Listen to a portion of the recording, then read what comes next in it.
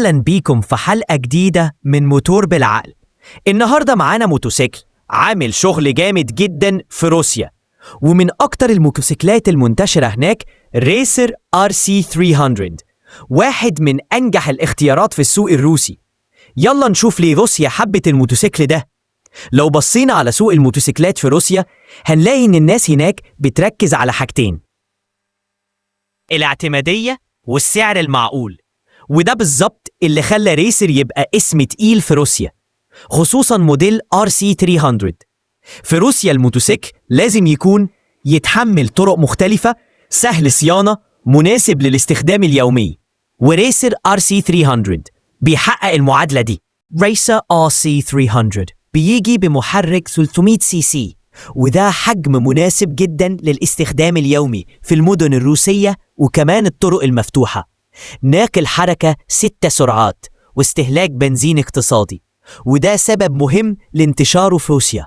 محرك 300 سي سي، فتيس 6 سرعات، استخدام مدينة، طرق سريعة، مناسب لأجواء وطرق روسيا. الشكل عامل دور كبير في نجاحه في روسيا. تصميم شبابي، عدادات رقمية، وإضاءة LED، حاجات الشباب في روسيا بيحبوها. جلسة مريحة، تحكم سهل، مناسب للزحمة والمشاوير اليومية في روسيا.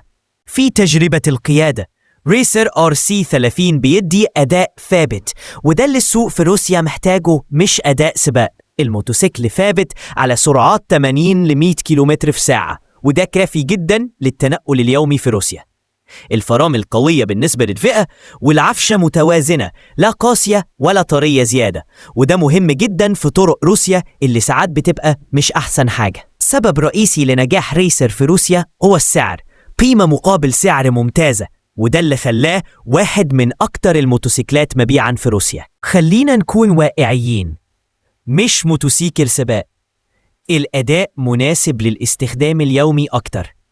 قطع الغيار خارج روسيا ممكن تختلف في التوفر. لو بنتكلم بلغة روسيا، موتوسيكل يعتمد عليه عملي وسعره منطقي. عشان كده ريسر RC300 نجح في روسيا ولسه مكمل نجاحه.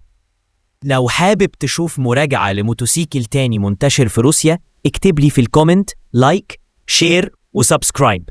سلام، وما توقفش بنزين دايما.